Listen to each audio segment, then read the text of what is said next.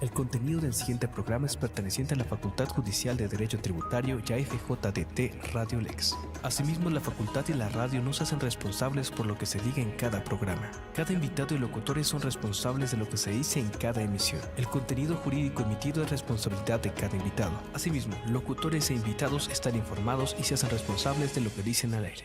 FJDT Radio Lex. Radio Lex. La justicia en la radio. Jueves 24 de abril de 2025. La lucha por el derecho es la poesía del carácter. Les damos la más cordial bienvenida a su programa Acción o Omisión Penal.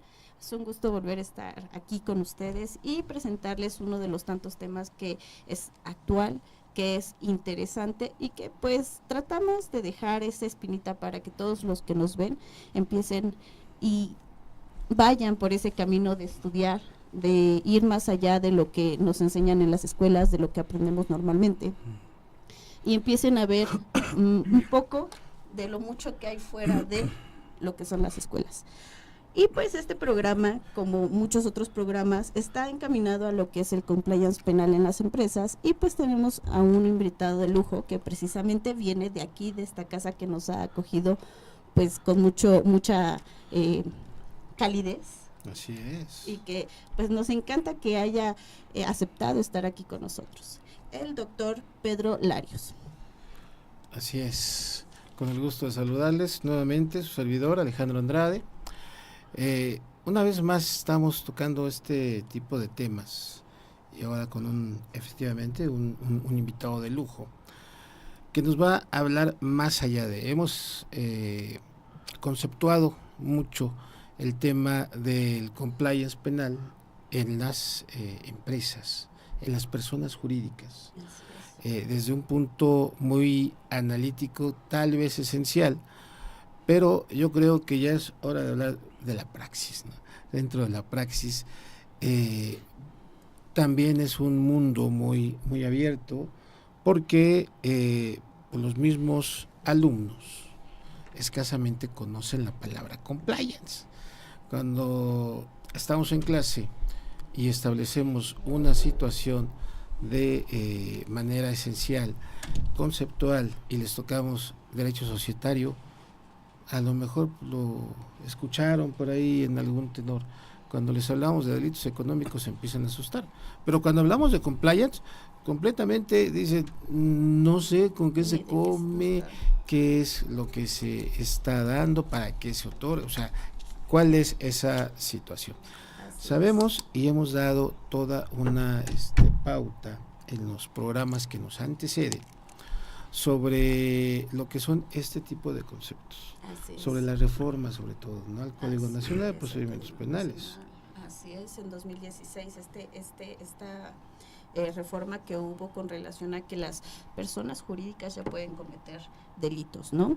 También ahí hemos hablado de aquellos artículos como el 11 y 11 bis del Código Penal Federal, en donde se enmarcan cierta cantidad de delitos que una empresa puede cometer, pero aunado a eso también hemos dicho que pues las empresas pueden cometer cualquier tipo de delito que esté dentro del Código Penal Federal, porque a fin de cuentas pues están dentro de este rango para poderlos cometer. Si es que no, se lleva un debido cumplimiento.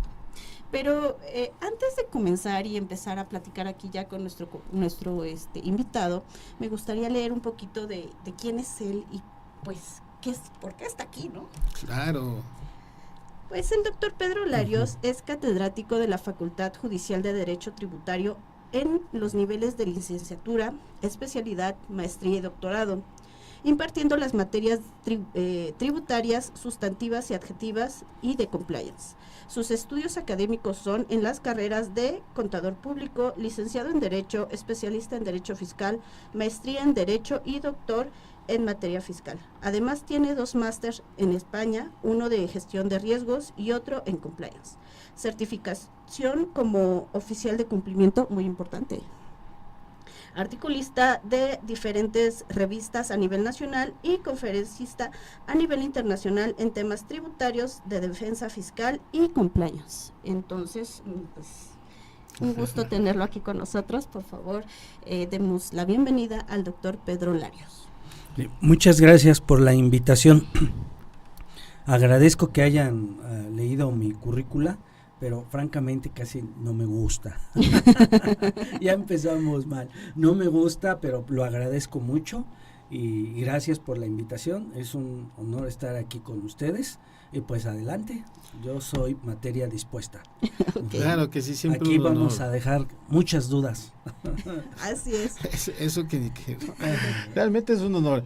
Y más allá de querer presumir una currícula, básicamente es esencial para que el mismo empresario, el empresario, si no es que en un 90-95% a nivel nacional, está completamente fuera de lo que es el compliance.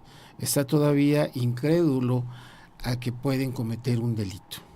Está en una situación tal vez pacífica, muy pacífica, ante una situación que viene tremendamente, porque en cualquier acción puede venir un delito.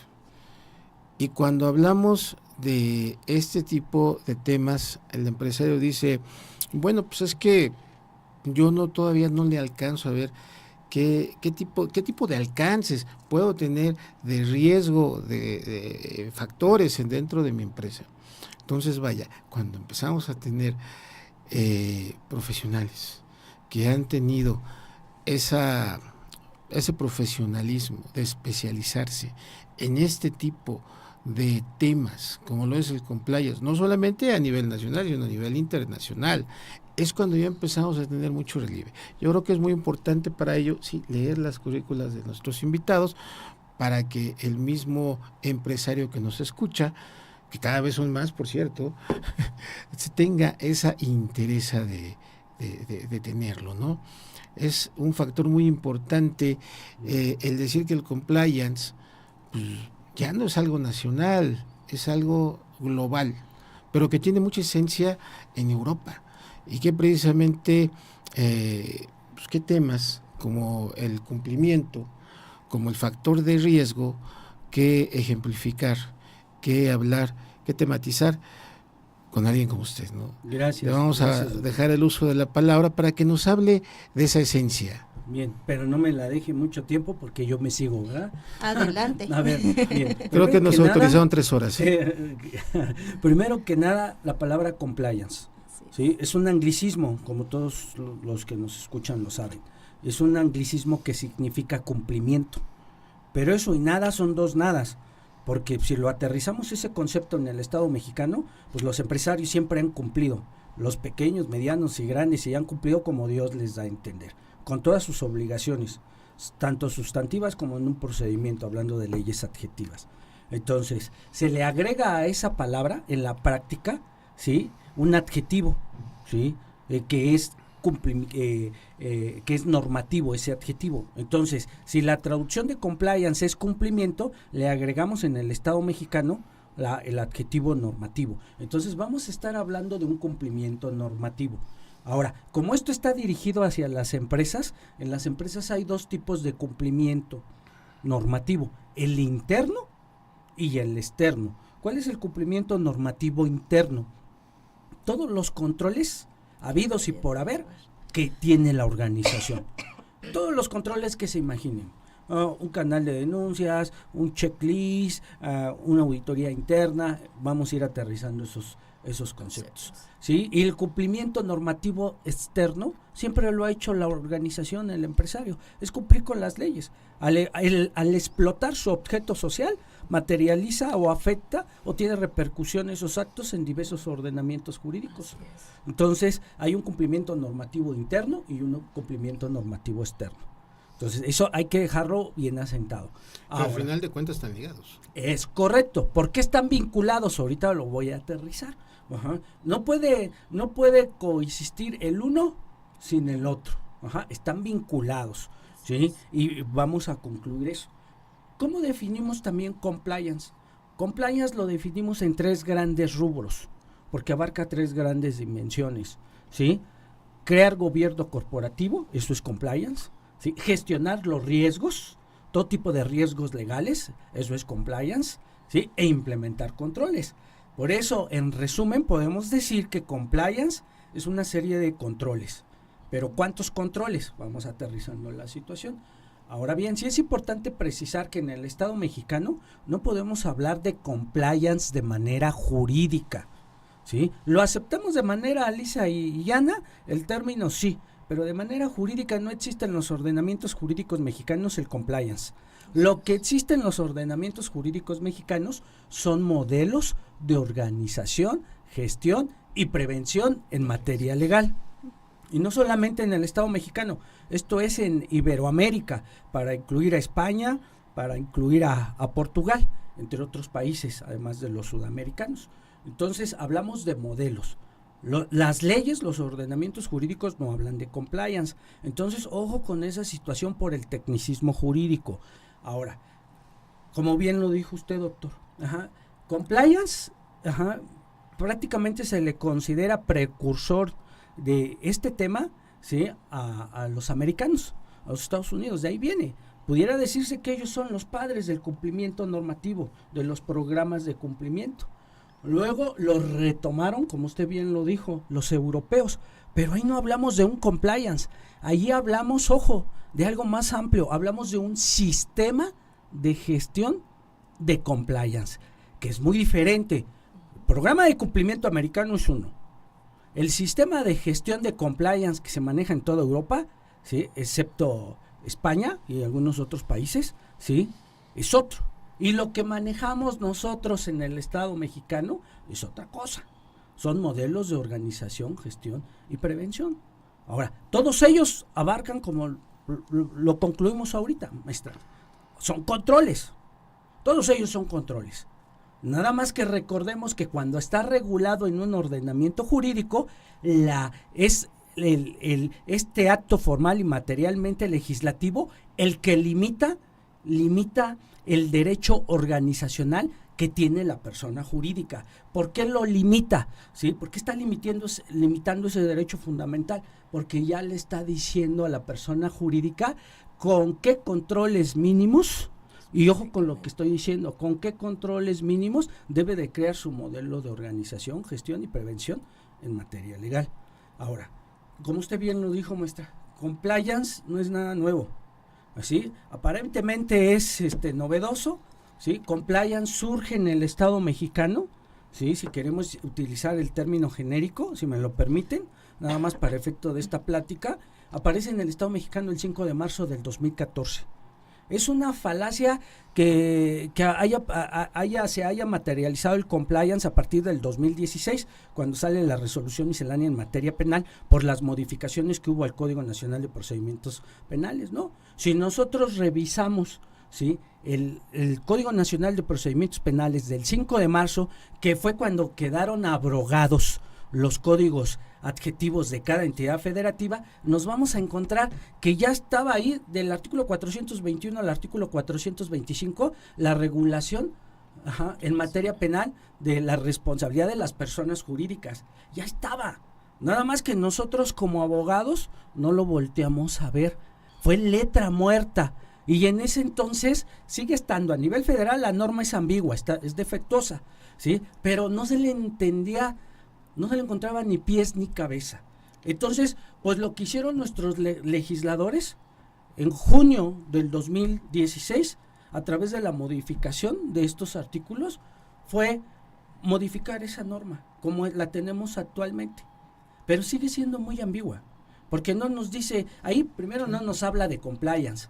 El 421 no vamos a encontrar la palabra compliance. En el 421 no vamos a encontrar el modelo de organización, gestión y prevención en materia legal. Lo que encontramos es que se le puede fincar responsabilidad a la persona jurídica, ¿sí?, por los delitos que se cometan, ojo, sí, en su nombre, representación, con sus instrumentos, bla, bla, siempre que haya, ojo, inobservancia del debido control.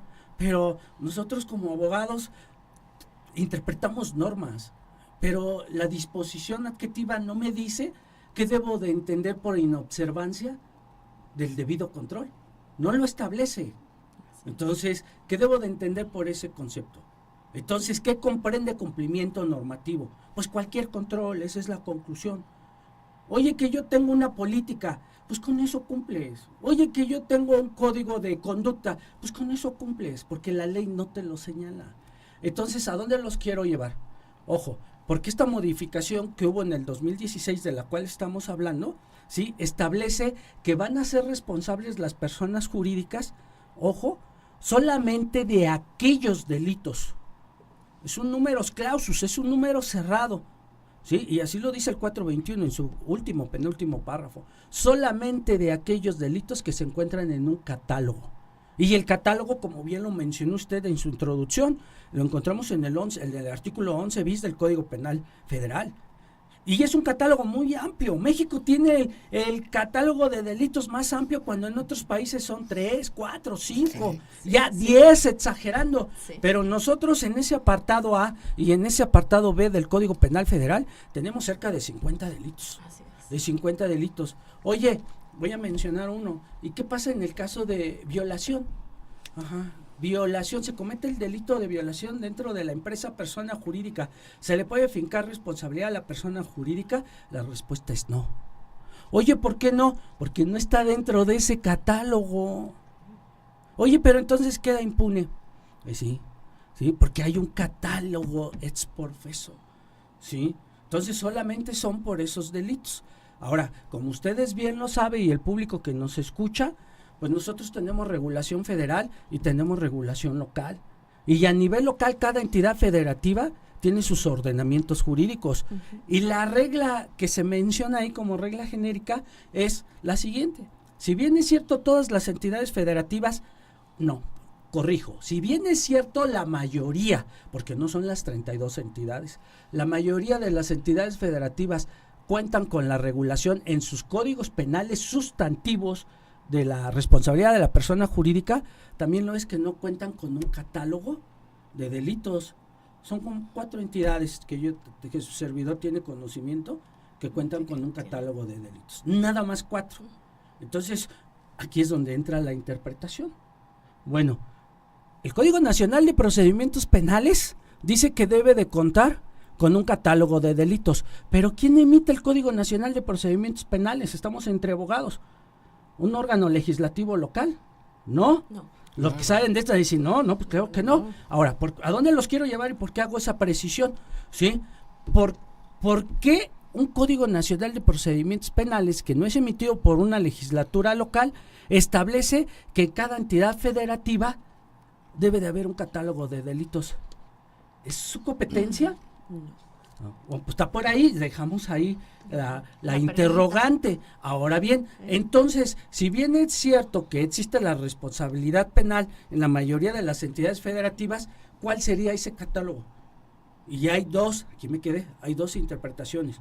Una, pues todos los delitos que aparecen en esos códigos penales sustantivos, pues integran el catálogo. Y otra, pues dicen, no, pues no hay. Ya le tocará al abogado penalista trabajar sobre esa laguna, ¿no? Hasta ahí mis comentarios por la introducción que ustedes realizaron. Muy bien, muy bien, muy bien. Bien nos dijo, Es que, bueno, haciendo paréntesis y haciendo comercial, es que precisamente, pues como lo dije, da cátedra aquí con relación a lo que es el compliance. Y pues por ahí, si tienen interés en qué es esto y informarse más, pues aquí la Facultad de Justicia de Derecho Tributario, pues está para ello. Ahora sí, sigamos. Ya que hizo el comercial, déjeme concluirlo. Fuimos la primera institución académica, eso se lo puedo asegurar. Ajá. Ahorita no sé cómo estén las cosas, pero sí le puedo asegurar que fuimos la primera institución académica que integró en sus programas de licenciatura, de especialidad, de maestría y de doctorado, ¿sí?, el compliance. Se llama Tópicos Selectos de Compliance, ¿sí? Porque compliance, como bien lo dijo usted, doctor, es muy amplio y no lo alcanzamos a ver ni en un año y medio. Por ejemplo, en la especialidad antilavado, que ahí lo vemos un año y medio, ¿sí? En licenciatura, maestría y en doctorado lo vemos un cuatrimestre. Entonces ahí hacemos una labor titánica por decirles qué es compliance, de qué se integra, cómo se audita este tema de compliance, y sobre todo que estos temas van a llegar a una autoridad jurisdiccional. Entonces, si llegan a una autoridad con una autoridad jurisdiccional, lo que decía usted, doctor, ¿cómo le va a servir al empresario el cumplimiento normativo? ¿Para qué lo tiene? Etcétera. Pero ya los dejo a ustedes que me vayan interrogando, porque si no yo excelente los anuncios, ¿no? Fíjese que tiene ya como 2 años, más o menos, tenemos la oportunidad de organizar un congreso en la Cámara de Diputados, si no mal recuerdo. Fue, no es cierto, fue en el Senado de la República, en el cual invitamos a algunos rectores de universidades, tanto públicas como privadas, y se tocó ese tema. Dentro de los temas, dentro de los temarios universitarios, evidentemente, si se tenía contemplado esa materia de compliance, cumplimiento normativo, o cumplimiento, ya le dejábamos así, o verificaciones, ya dejándole así muy vago, y si realmente no estaba contemplado. Estoy hablando de 2 años y medio que tuvimos la oportunidad de estar por ahí, y realmente esa fue una de las temáticas. O sea, realmente creo que estábamos en el recinto en el cual deberíamos de exigir que pues todas las universidades tuvieran esa temática, ¿no? La sabía, pero ya hablando obviamente de una temática bastante alta, ¿no? Pero hablando de gubernamentales, sí. Pero sí le toca al gobierno del Estado mexicano dar impulso a lo que usted comenta. ¿Por qué? Porque recordemos que México todo firma, y México forma parte de la ONU. Sí, claro. Y la ONU tiene una Agenda 2030. Una Agenda 2030 donde plasma 17 objetivos que echó a andar desde el 2015. ¿A cómo estamos? 2025. 10 años. Y el objetivo número 16, son 17, dije el objetivo número 16, ¿sí? Implícitamente ahí está compliance. Entonces, compliance no es una moda. Compliance llegó para quedarse. Sí, por supuesto. Por supuesto. En aquella ocasión teníamos la temática, sí cierto, de Estados Unidos, con su sistema funcionalista, ¿no? Como arrastró incluso a los países del viejo continente para ese tipo de cosas. ¿Pero por qué se da? O sea, planteamos mucho hasta la fecha la temática de que empiezan a surgir empresas fantasmas, y de ahí viene la necesidad de saber, oye, espérame, pues es que ¿cómo puede ser posible que una empresa fantasma no pueda ser tocada, no tenga el alcance delictivo? Tenemos que abrirnos de una u otra manera. Lo que te está pasando con México, ¿no? Eso de sacar convocatorias de lápices color azul que miden 5 centímetros, cuando en el mercado no existe. No, yo lo tengo. Vaya, desde ahí hay muchísimas situaciones. Pues no solamente al alcance, cuando hablamos de personas jurídicas, no hablamos únicamente de la iniciativa privada, también hablamos del sector gubernamental. El compliance en el sector gubernamental, hablando de personas jurídicas. Ese es otro tema muy, muy grande que lo vemos día con día, ¿eh? ¿Qué nos podía platicar sobre Bien, ello? el Estado, como ustedes lo saben, el Estado, la Federación, los municipios son entes colectivos, son personas jurídicas del derecho público. El compliance que estamos hablando, el compliance es privado, es solamente para personas jurídicas del sector privado. Oye, ¿y por qué no aplica a las empresas del sector público como regla general? Ojo, como regla general, ¿por qué no aplica a las empresas del sector público? Pues porque, a ver, ¿ya te fijaste cuáles son las sanciones que tiene la persona jurídica del sector privado? Tiene una multa. ¿Se le puede multar al sector público? Pues sí. ¿Qué otra sanción tiene? Tiene una suspensión de actividades, tiene una clausura de locales o establecimientos. Entonces, llevemos esa sanción a una empresa del sector público, o no, el daño va a ser mayor. Ahora, claro, recordemos que estamos hablando del sector público, ¿sí? Y se miren con diferente vara, ¿sí? Existe la ley federal, hablando a nivel federal, la ley federal de responsabilidad patrimonial, y si provoca el Estado mexicano a nivel federal algún daño, algún tercero, pues tiene que exigir esa ley federal. Y a nivel entidad federativa, a nivel local, también tienen sus leyes de responsabilidad. Entonces, excluye el mismo ordenamiento jurídico, el artículo 421 del Código Nacional de Procedimientos Penales, excluye al sector público, pero ya les dije el por qué lo excluye. Ahora, lo dije como regla general. Entonces, ¿cuál sería la salvedad? Cuando las empresas del sector público realizan funciones o actividades que corresponden al sector privado.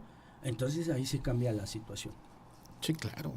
Sí, claro, ahí vemos un desbalance total, que no es general entonces. No es general, pero en realidad el sector público sí cuenta compliance en términos lisos y llanos y en lato sensu, en términos generales, son controles internos.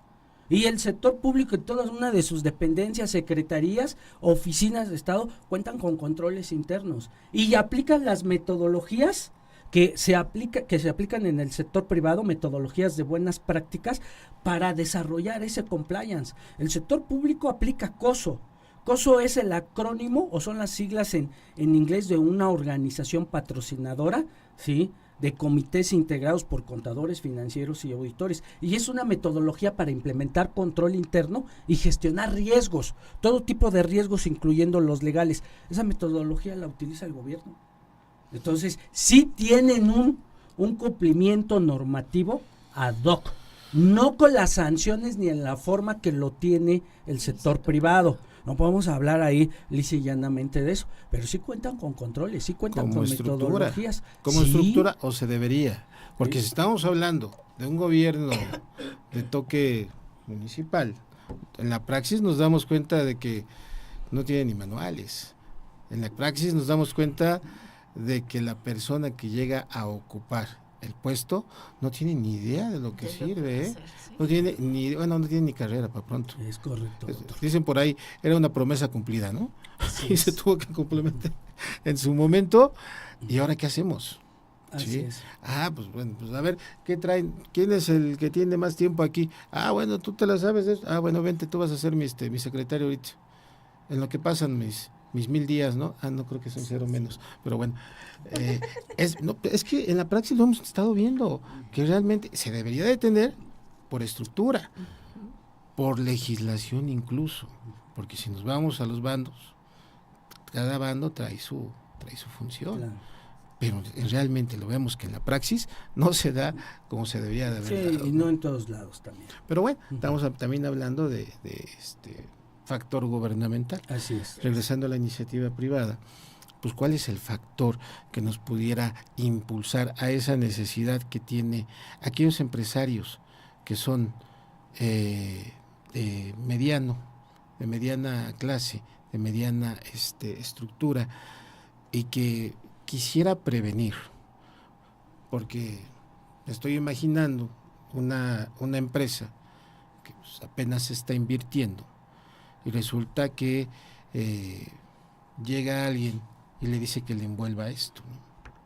¿Sabes qué? Me vas a envolver este polvito, esta agüita, me la vas a envasar, Si no se toman las medidas previstas con un laboratorio, que así se debería de ser, por estructura, por control, pero si apenas estamos invirtiendo, me estoy imaginando los garrafones de agua, ¿no?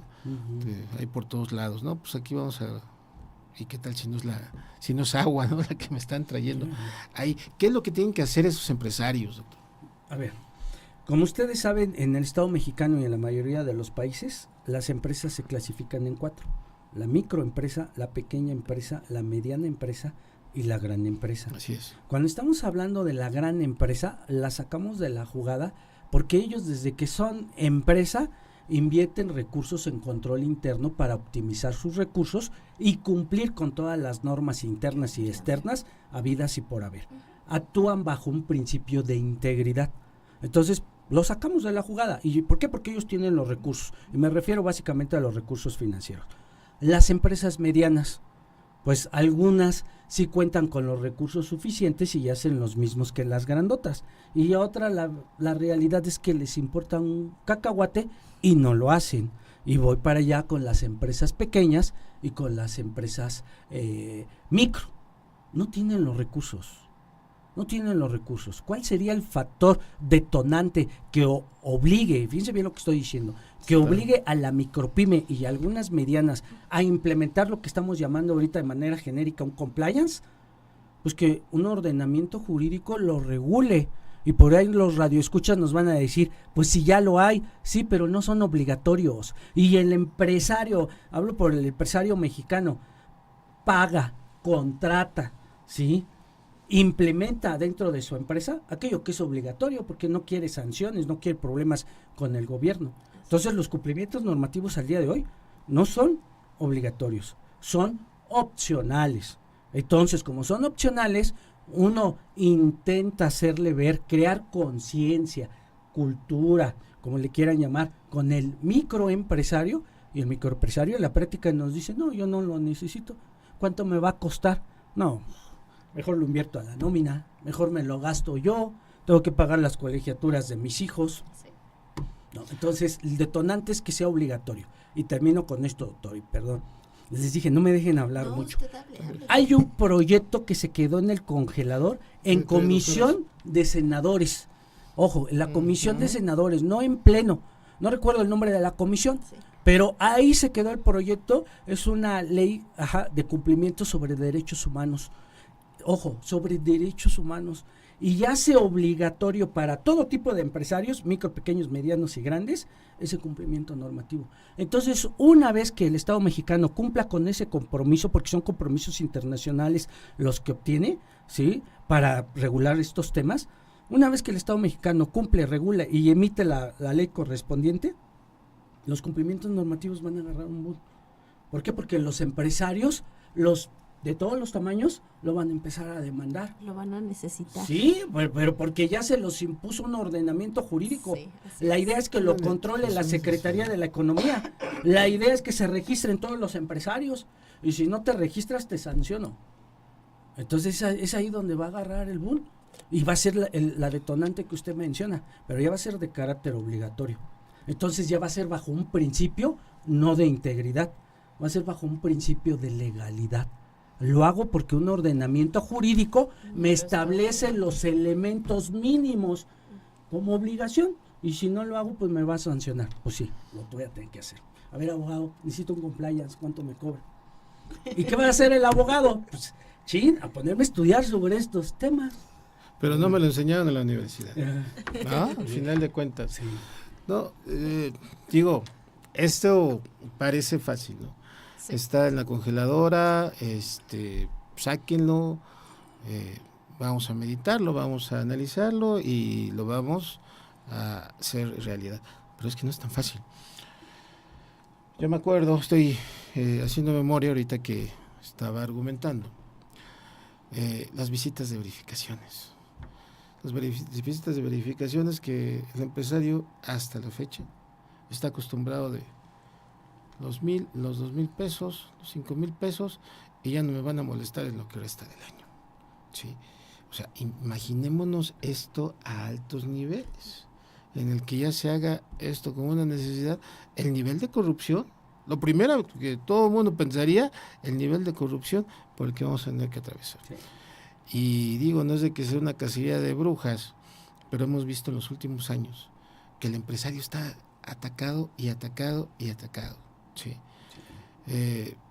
Desgraciadamente, el empresario que cumple es el que más está siendo afectado. Sí, claro. ¿Por qué? Pues porque tienen esos Está registros. cautivo. ¿Sí? Y si no te falta el extintor, te faltan las rayitas, el color, o resulta que tus trailers allá afuera están causando mucho revuelo, pero si pagas en tu municipio el cajoncito, pues no hay problema. Y este tipo de situaciones que realmente primero, creo yo que primero habría que arreglar esto a nivel gubernamental para que así se tuviera esa conciencia. El empresario siempre va a decir, sí te pago, pero ¿qué me das? ¿Me vas a dar mayor protección? Porque mis trailers a cada rato están siendo robados. Y aquí a la vuelta, porque desgraciadamente las zonas industriales que tenemos tanto en la Ciudad de México como en el Estado de México, por no hablar de tantos, son las más atacadas, ¿no? Tiene 2-3 días que hemos tenido las casetas incluso cerradas por esa inseguridad que viven desde que salen de su lugar hasta su destino, pasando por las carreteras, y es que le tengo que dar aquí, le tengo que dar al otro, le tengo que dar para acá. Digo, al final de cuentas, si hablamos de la esencia del compliance, de la esencia del cumplimiento normativo, pues desde ahí creo que nos está debiendo mucho pues el mismo Estado, ¿no? Y recurriendo el nombre de este programa, ¿no? Acción o omisión, pues al final de cuentas sigue siendo un delito. Y creo que para el Estado sigue siendo una omisión el estar faltando a este tipo de situaciones, ¿no? Y si ya tenemos este fenómeno a nivel global, pues creo que lo tendríamos que agarrar ya más en serio y como una obligación. Creo que pues por ahí tendríamos que retomarlo. ¿Usted qué propondría para hacer esta reforma o sacarla del congelador y hacer que fuera eficaz? A ver, primero que nada, tiene que ser obligatorio, ¿sí? Opcional no, tiene que ser obligatorio. Segundo, no olvidemos que estamos hablando de controles, y los controles sirven para optimizar los recursos de la empresa, independientemente de cuál sea la finalidad del cumplimiento normativo. Y por eso las micropymes no duran más allá de 5 años, porque son empresas familiares. ¿Qué control tiene si trabaja papá, mamá, el hermano, el tío y agarran el dinero de la persona jurídica como si fuera dinero de ellos, de personas físicas? No puede controlar al papá porque se molesta. Oye, ve, ¿por qué vienes tú y me estás controlando? Pues, ¿qué me tienes desconfianza o qué te pasa? Sí, y empiezan los problemas, pero no se dan cuenta que ese control les va a ayudar a optimizar los recursos de la empresa, y que si van a durar 5 años, pues a lo mejor pueden durar 7, 8 años, o pueden ser una empresa sostenible. Eso es lo que busca el objetivo 17 de la Agenda 2030 de la ONU, que haya empresas sostenibles. Entonces, primero que nada, tiene que serse obligatorio. Ahora, segundo, por lo que comentaba usted, doctor, ¿sí? He escuchado a muchos colegas, ¿sí?, que dicen, es que es imposible que se haga un cumplimiento normativo en una micropyme. Y yo digo, ¿perdón? O sea, ¿realmente lo has hecho? Ajá. ¿Por qué? Porque hacer un cumplimiento normativo en una micropyme es lo más simple y sencillo. Claro, que tiene por ahí un pequeño inconveniente que no creo soltar en este momento. Que vengan a estudiar acá y les suelto cuál sería el inconveniente. Pero una empresa o micropyme, organización, ¿sí?, nada más. Sí, lo dijo usted bien, tu organización, pero una organización mínima. Estamos hablando de mínimos. Entonces, la micropyme, claro que puede hacer un cumplimiento normativo con controles mínimos. El problema es para nosotros profesionistas del derecho o contadores que desarrollen ese programa de cumplimiento, porque eso implica también hacer una gestión de riesgos. El cumplimiento normativo del cual estamos hablando es establecer controles, pero a través de una jerarquización de riesgos legales, a través de una metodología. Entonces, ¿qué pasa? Hay que ser realistas, y voy a hablar en primera persona, ¿sí?, para no herir susceptibilidades. Nosotros como abogados no tenemos la formación de un contador y de un administrador dentro de las organizaciones para estructurar lo que usted mencionaba, manuales, políticas, controles internos. No llevamos una materia. Sí, claro. Entonces, pues eso nos complica a nosotros como abogados. Oye, ¿cómo voy a gestionar el riesgo? ¿Cómo lo voy a medir? ¿Cómo sé qué control implementar? ¿Cómo lo desarrollo? Usted pregúntele a un abogado cómo hago una política, y al menos que sea un abogado, es la excepción a la regla, corporativo, que esté dentro de la empresa, en la administración, pero 95% estamos afuera, o en otras materias, no precisamente dentro de la organización. Ay, pues espérate, a mí pregúntame sobre leyes, yo interpreto, pregúntame sobre legalidad. O contrario. Sí. O contrario, Censo. Sí. Lo hemos platicado, lo platicamos en la tarde. En la tarde, sí. La licenciada me dijo, no voy a tocar ese tema porque ese es delicado. ¿Qué pasa con el apoderado legal de cada empresa? Vamos a hablar de las micro, medianas. ¿Sí? Tiene un contador que lo tiene que tener forzosamente, porque es el que hace las declaraciones. porque es el que lleva la contabilidad. Una empresa sin No contabilidad. se le no es olvide, empresa. doctor, que también soy contador. Eso fue lo que me ¿eh? dijo. Eso fue lo que me dijo. Eso fue lo que me advirtió. Bien, ¿Sí? venga, a ver, ajá, Pero es apoderado. ajá. O a lo mejor el apoderado puede ser paranería. No, Ya se la no, regresé. no. Puede ser administrador, Ajá. ¿sí? Y se encarga de hacer también todo eso, ¿vale? Pero piensan que ellos son para ser todólogos, ¿sí? Los socios, los dueños, piensan que también están para hacer todo, que son todólogos.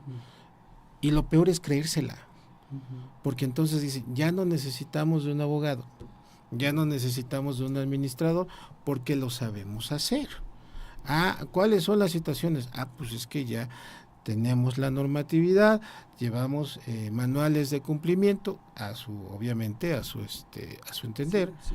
No pasa nada, como usted dice, al final de cuentas están cumpliendo, más sin embargo no entra esa carpeta jurídica para los efectos de llevar una buena lineación legal.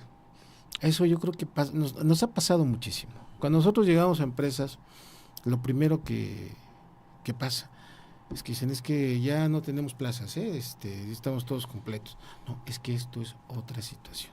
Lo que nosotros llevamos son capacitaciones, ¿sí? Son prevenciones, capacitaciones de riesgo. No vamos a venirle a robar la chamba a nadie, porque cada quien tiene su quehacer, evidentemente, ¿sí? Entonces, vaya, creo que aquí viene esa interrogante, ¿no? No se ha conocido al 100% lo que vienen siendo estos alcances del compliance, evidentemente separando las situaciones. Una cosa, como usted bien lo dijo, una cosa es el compliance y otra es la prevención que viene para el delito en las personas jurídicas. Son dos cosas que al final de cuentas se vienen ligando. Nosotros ponemos primeramente derecho societario. El derecho societario es lo primero que se debe de analizar. Después vienen los delitos económicos. Obviamente, si trabajamos ya la parte de arriba, vamos a tener los delitos, van a salir delitos económicos. Y de ahí viene el compliance penal. El compliance penal, hablando únicamente del área penal. Y de aquí, vaya, si no tenemos este conocimiento real, aunque sea mínimo, pues ahí es donde ya no tenemos esa oportunidad de poder tener esa visión genérica para una sana prevención. ¿Usted qué opina? Ojo, nada más no mezclemos peras con manzanas. Claro. Ambas son frutas, pero no es lo mismo. No. ¿Sí? Esto lo digo por el derecho societario, ¿sí?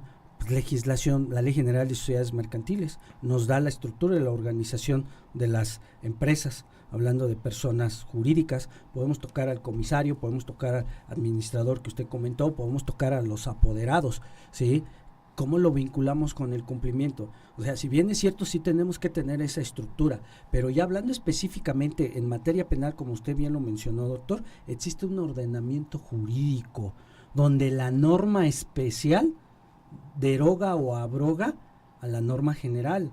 Esa es la metodología para resolver antinomias. Entonces, ¿cuál es la norma que nosotros tenemos que observar?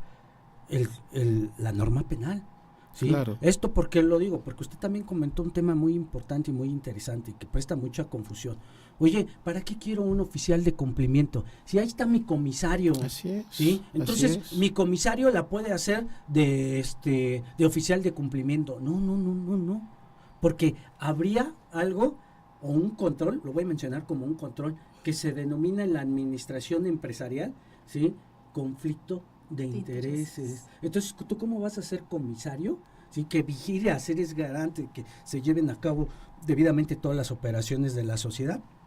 ¿Y cómo vas a realizar funciones de oficial de cumplimiento? ¿Tienes conflicto de interés? El administrador también. ¿Cuáles son las facultades que tiene un administrador o un consejo de administración, hablando de su presidente, claro. o el apoderado?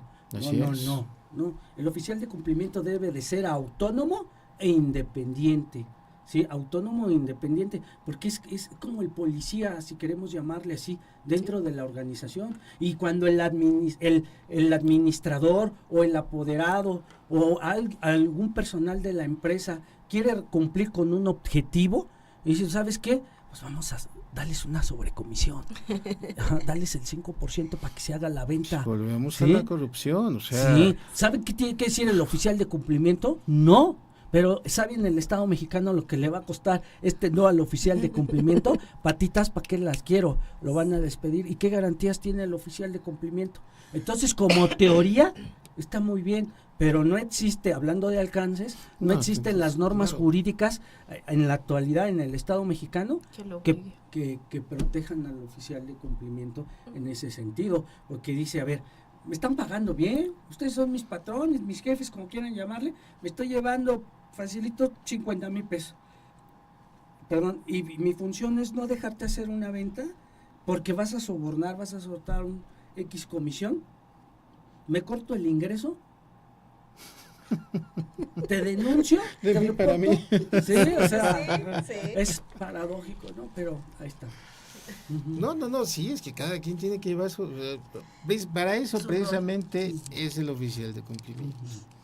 O sea, al final de cuentas sí estoy de acuerdo, no pueden ir sobre la misma línea, Claro que no. ¿no? Pero sí se puede coordinar, sí se puede hacer la coordinación Sí, ahí anda en la ambos coordinación. canales para hacer el debido cumplimiento de los manuales, ¿no? Así O es. sea, porque los manuales también se deben de llevar muy bien para el tema. A lo mejor ahorita no, pero es tiempo de irnos acostumbrando. ¿Cuánto le damos? A ver, en materia penal, ojo, es para todos. ¿Sí? Que no es obligatorio llevar el oficial de cumplimiento, pero usted como lo dijo, estamos bebiendo el agua. Vamos a suponer que el microempresario, la empresa de don Pepe, de don Toño, la están envasando. ¿Era agua? Sí. Porque me mareó. Bueno, ya tiene algo, hay que fincar responsabilidad. Sí. ¿A quién le vamos a fincar responsabilidad penal? Ojo, ¿a Sí. quién? A la persona jurídica. Y nosotros que estudiamos en el aula, derecho, cuestión de responsabilidad, ¿qué nos decían? Las sociedades no pueden delinquir, son ciertas no delinquere. Está por ahí el principio. Claro. No pueden delinquir. ¿Por qué? Porque son ficciones jurídicas creadas por el derecho para aplicar el mismo derecho. Así es. Pero ahora, ¿qué crees? Ya las puedes sentar en el banquillo de los acusados. ¿Por qué? Porque el doctor se mareó con el agua. Algo tenía el agua. Sí, y vamos a fincarle responsabilidad. diste? Ahora, tendríamos, ¿qué responsabilidad le vas? Vamos a hacer el ejercicio, si me lo permiten. Claro, Y claro, sobre todo adelante. que ustedes son especialistas en materia penal. Y si me equivoco, me corrigen. ¿Sí? ¿Qué tipo, qué delito? ¿Qué tipo? ¿Sí? ¿Qué tipo le podemos encuadrar a la persona jurídica si dañó sus órganos internos esta agua? En el Homicidio menor no de lo los va a haber. casos. Lesiones, ¿no? Estaríamos hablando de lesiones. Tendríamos que ver si lesiones, ¿sí? Está dentro del catálogo. Oye, sí está. Vamos a hacer el ejercicio. Suponer. Sí está. Pues, ok. Denuncio al patito SADCB, al patito. Porque él fue el que le envasó. Así es, ¿sí? Más a quien resulte responsable. Y ahí es donde entra el control interno, el compliance. El Ministerio Público va a mandar traer a las dos personas. Sí, claro. Ojo, y ahorita los que nos escuchan. ¿Y cómo va a mandar traer a la persona moral? A través de su oficial de cumplimiento. Si no tiene oficial de cumplimiento, pues puede acudir un apoderado. El ¿sí? apoderado, al final de cuentas, va a ir. quien tenga el poder. Pero lo correcto es que las empresas tengan un oficial de cumplimiento. Para esas Ahora bien, situaciones. sí, se va a hacer la investigación respectiva. El Ministerio Público, ¿quién se encargaba de embotellar esto? Pedro Larios. La denuncia va contra Pedro Larios, que es trabajador del Patito S.A. y contra el Patito S.A. Sí. Va a llegar el abogado del Patito S.A. y va a decir, ¿qué crees? Que mi empresa, el Patito S.A., cuenta con un programa de cumplimiento.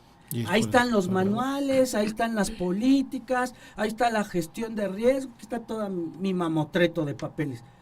Está bien, y por eso se zafa de la bronca, voy a ser coloquial. No, ¿y qué pasa con el trabajador? También se le va a investigar. Ahora, dentro de ese proceso de investigación, si se descubre que ustedes como persona jurídica sí tenían los controles y sí se los dieron a conocer al trabajador y que el trabajador se pasó de listo y se brincó esos controles, entonces a nosotros persona jurídica nos exime de responsabilidad.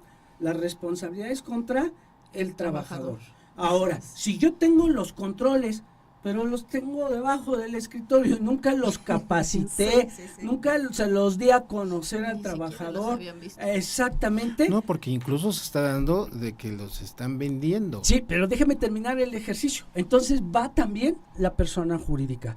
Y ojo, pueden terminar sancionados los dos, pueden terminar haciendo la reparación del daño los dos. Ahora, aquí es donde entra el otro efecto del cumplimiento. ¿Sí? A lo mejor no alcanza la eximente de la persona jurídica, pero sí puede alcanzar un atenuante, lo que le llamo yo coloquialmente con los contadores un perdón parcial. Oye, está bien, te voy a sancionar con una multa, te voy a sancionar a la persona jurídica, estoy hablando de la persona jurídica, con una suspensión, con una clausura, pero como me acreditaste que tienes un programa de cumplimiento, pues te voy a atenuar la pena en una cuarta parte. A nivel federal, el Código Penal Federal, en los últimos párrafos del artículo 11 bis que tocó hace un momento, doctor, establece que la mínima en suspensión de actividades es de 6 meses y la mínima para clausura también es de 6 meses, de 6 meses a 6 años. Entonces, pues ya que nos atenúa en una cuarta parte, pues entre comillas es ganancia. 6 años, 3 con 1. No, exactamente, porque lo vimos en pandemia. ¿Sí? Pues, a ver, ciérrale una empresa que genera con esa suspensión donde genera su mayor fuente de ingresos y tú me la vas a suspender esa actividad o la vas a clausurar. Ponle no 6 meses, 4 meses, en un mes la empresa muere. Desaparece. Sí, está ahí mi comentario. Y nos encantaría seguir hablando con usted porque la Que verdad ya es nos que cortaron. nos tiene, pues, ¿qué le digo? Se va muy rápido y ahora se fue mucho más. Sí, así es. Pero pues todo llega a su fin y este programa ya está en lo último. Un último comentario, conclusión para todas estas personas que nos ven, que nos escuchan en relación a pues el compliance. ¿Tiene o no tiene pues forma de ser? Sí tiene forma de ser, pero con empresarios conscientes y con profesionistas preparados.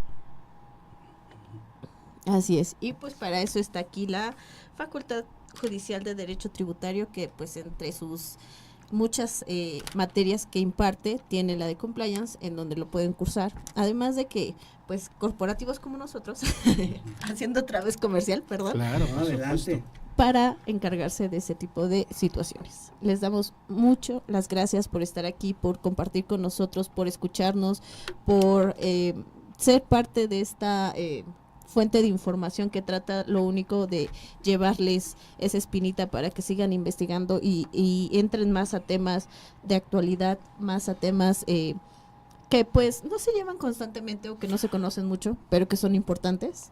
Claro. Y son esenciales, ¿no? Como lo acaba de nombrar el doctor. Hemos tenido una serie de congresos.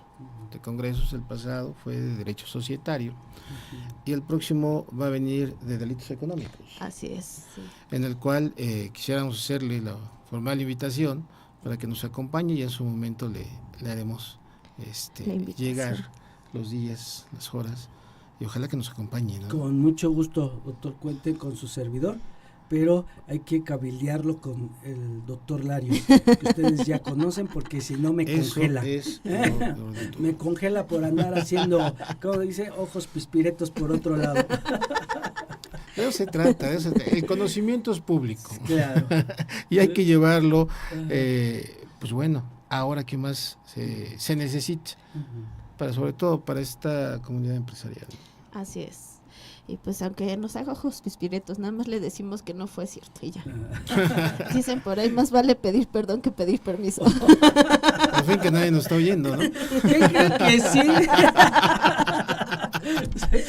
Pues muchas gracias por la invitación, maestra, doctor, muchas gracias, fue un placer Muy estar al con orden. ustedes y su Al público. contrario, Muchas muchísimas gracias. Que no sea la última vez. Esperemos, depende de ustedes. Muchísimas Claro gracias. que sí, esperamos verlo pronto. Gracias a todos en los que verdad. nos ven. Muchísimas gracias y nos vemos dentro de 15 días para otro programa de Acción Omisión Penal. Muchísimas Excelente gracias, doctor. noche, gracias. Hasta luego. Ya.